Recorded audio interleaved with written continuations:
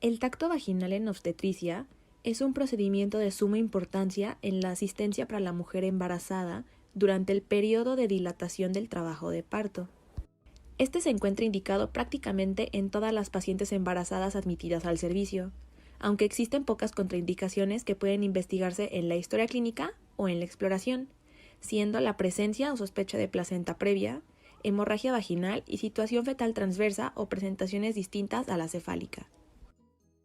De manera general, el tacto vaginal permite al médico determinar aspectos en relación con el cérvix, como el grado de dilatación en centímetros, grado de borramiento en porcentaje, consistencia del cuello uterino, posición cervical y altura de presentación. El tacto vaginal debe de realizarse principalmente en los siguientes momentos: a la admisión de la paciente, cada 2 o 4 horas durante el primer periodo del trabajo de parto, antes de la administración de anestesia, cuando se sienta la necesidad de pujar, y cada 1 o 2 horas durante el segundo periodo del trabajo de parto. El partograma funge como un documento médico-legal que registrará las intervenciones de todas las pacientes en trabajo de parto, por lo que formará parte del expediente clínico, con el objetivo de brindar una herramienta económica, accesible y de lenguaje universal para el personal, con el fin de prevenir y diagnosticar oportunamente las alteraciones en alguna de las fases del trabajo del parto, para poder predecir complicaciones, evitar su prolongación, disminuir tasas de partos instrumentados o cesáreas y la morbimortalidad para la paciente y el feto.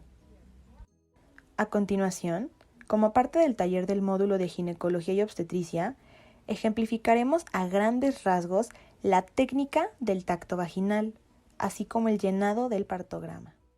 Para este video va a ser súper importante que tengamos muchísima imaginación por el modelo que vamos a utilizar. Tendremos una bolsa, lo cual nos va a ayudar como nuestro aparato reproductor femenino. Esta porción de aquí, lo que sería la abertura de la bolsa, podemos ver aquí estos pequeños bordes o lanes, no sé cómo llamarles. Estos van a funcionar como nuestros labios mayores. En tanto que esta abertura que se ve aquí no se aprecia muy bien ahorita, pero al momento de introducir los dedos y abrirlo, será nuestro introito vaginal. Y lo que se encuentra en el interior será nuestro bebé. Una vez que le hemos explicado a la paciente la técnica del tacto vaginal y tenemos su consentimiento, la colocaremos en la posición de cúbito supino con los muslos levantados, flexionados y aducidos, que también se le llama posición ginecológica o de litotomía. Esto es, la paciente acostada, boca arriba, con las piernas levantadas y flexionadas y un poco abiertas, de tal forma que tenemos visibilidad de la zona perineal. Posterior a ello, cuando ya la tenemos en la posición que queremos, pasamos al lavado y aseo de la zona vulvogenital. Y cuando esto termina, nosotros pasamos al aseo y lavado clínico de manos para después realizar la técnica, no sin antes colocarnos guantes estériles. Antes de realizar el tacto vaginal, podemos realizar una inspección rápida o intencionada de la región genital y de la zona perineal. Es importante que valoremos la humedad del aparato, si hay sequedad, si hay alguna secreción, alguna coloración extraña u olor anormal, presencia de eritema, eczemas, lesiones sifilíticas, chancros, chancroides, lesiones asociadas al virus del papiloma, las características de lo que son los labios mayores, del bulbo o monte de Venus, de lo que es el vestíbulo, de lo que sería el clítoris, la presencia del himen, si hay carúnculas, si se encuentra imperforado, si está septado, así como la presencia o no de atrofia, hipertrofia o alguna tumoración, entre muchos otros detalles que se pueden buscar de acuerdo a los antecedentes de la paciente, su historia clínica y las molestias o no que la paciente refiera. Para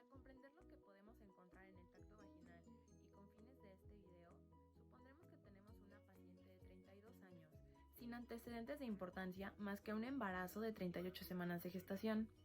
Esta paciente acude con nosotros a urgencias debido a que desde anoche, aproximadamente más de 24 horas, refiere sensación de presión constante en la pelvis y en la espalda baja. Su esposo, que se encuentra afuera esperando, cronometró este tipo de dolores y vio que se empezaron a hacer más frecuentes hace unas 10 horas y además que aumentaron de intensidad y de regularidad, puesto que decidieron venir aquí cuando se dieron cuenta que las contracciones eran de 3 a 4 en 10 minutos. Ahora, para revisar el tacto, nos encontramos de frente a la paciente.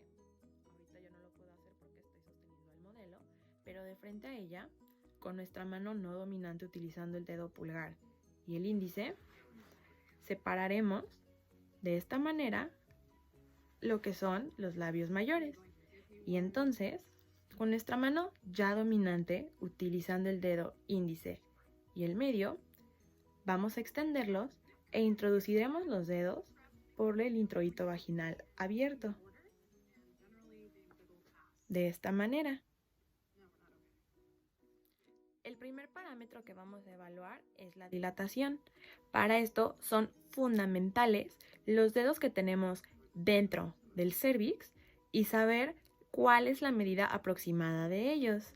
Se cree que cada uno de nuestros dedos mide aproximadamente 1 centímetro, por lo que el movimiento que se realiza para estimar la dilatación cervical se hace abriendo los dedos como si fuera un compás. Y esto es un tanto subjetivo porque no todos los dedos de todos son del mismo tamaño o de la misma forma. Por lo tanto, es importante que midamos nuestros dedos y más o menos estimemos cuánto mide cada uno. Para el trabajo de parto, este inicia con una dilatación de aproximadamente 4 a más de 5 centímetros. Por lo tanto, tomando en cuenta que mis dedos miden aproximadamente 1 centímetro y que yo tengo 2 dentro, que son 2 centímetros, y puedo abrirlos libremente, aquí puedo decir que hay una dilatación de 4 centímetros. Ahora vamos a evaluar el borramiento cervical. Esto en términos prácticos y muy generales es el acortamiento o bien el acercamiento entre el orificio cervical externo y el orificio cervical interno. El orificio cervical externo, pues como su nombre lo dice, es una estructura externa y es visible para nosotros en la inspección por especuloscopía.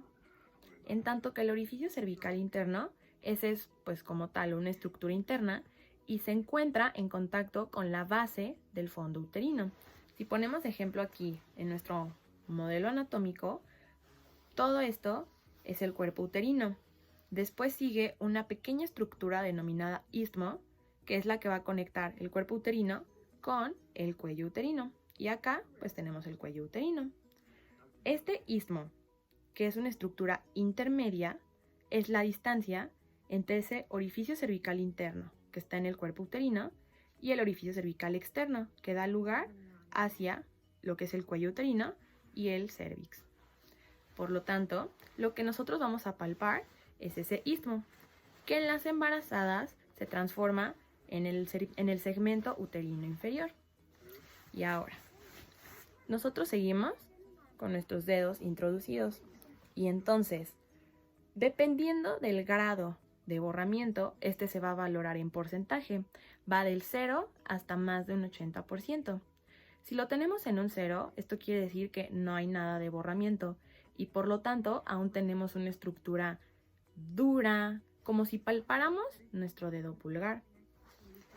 Pero si este acortamiento ya empezó, vamos a palpar cada vez una estructura más delgada, más ligera, como si sintiéramos el pliegue que está entre nuestro dedo pulgar y nuestro índice. Y ahora, después de la dilatación, vamos a palpar estos bordes. Y aquí podemos decir que ya sentimos una estructura un tanto delgada, pero aún no está completamente suave. no es una estructura tan delgada como si fuera una hoja. Entonces, aquí estaríamos hablando de un borramiento de aproximadamente 30 o 40. Ya que tenemos nuestra dilatación y borramiento aproximados, sigue la altura de presentación fetal, que es el grado de descenso de la parte de presentación con respecto a la pelvis materna, y esto lo valoramos en planos. Pero antes, en la introducción de este video, yo les comenté que una de las contraindicaciones para realizar el tacto vaginal es que exista una presentación diferente a la cefálica, como podría ser una presentación transversa, oblicua o pelviana. Por lo tanto, antes de realizar el tacto es muy importante que verifiquemos la presentación fetal, su posición y su actitud. Y esto, a su vez, podríamos corroborarlo en el tacto. En el caso de nuestra paciente, por el expediente clínico y previa corroboración clínica, sabemos que tiene una presentación cefálica con posición izquierda. Y esto lo comprobamos ya que al ascender un poco a través del cérvix, palpamos lo que parece ser la cabeza fetal. Lo que debemos de identificar para estar más seguros es el punto toconómico, que en el caso de una presentación cefálica o de vértice sería el occipucio. Y este lo palpamos en una variedad de posición posterior. Por lo tanto, este feto tiene una presentación cefálica con posición izquierda y una variedad de posición posterior. Ahora, para estimar la altura de presentación fetal, se hace con los planos de Hodge, los cuales van del 1 al 4 en función del grado de encajamiento de la cabeza. El primer plano va desde el borde superior de la sínfisis del pubis al promontorio sacro. En este momento se diría que el feto tiene una presentación libre. El plano 2 va del borde inferior de la sínfisis del pubis a S2. En este punto diríamos que el feto tiene una presentación fija. El plano número 3 va por las espinas ciáticas hasta S3. Aquí ya hablaríamos de un feto encajado. En tanto que el plano 4 va desde una línea recta que se prolonga del hueso sacro y hacia adelante. Y aquí seguiríamos hablando de un feto encajado, es decir, que a partir del plano de Hodge 3, el feto se encaja. Es decir, que la cabeza ya no es móvil en la cuarta maniobra de Leopold. Por lo tanto, si ascendemos un poco por el cérvix y palpamos las estructuras pelvianas que se encuentran adyacentes, por arriba de la cabeza fetal encontramos las espinas ciáticas. Entonces, aquí podemos decir que el feto tiene una presentación en plano de Hodge 3, es decir, encajado. Iremos ahora a valorar la consistencia del cuello uterino, y esto va en función del grado de madurez cervical o bien del borramiento del cuello uterino. Esta consistencia puede ser de tres formas: puede ser firme, puede ser blanda o puede estar en un punto medio entre ambas.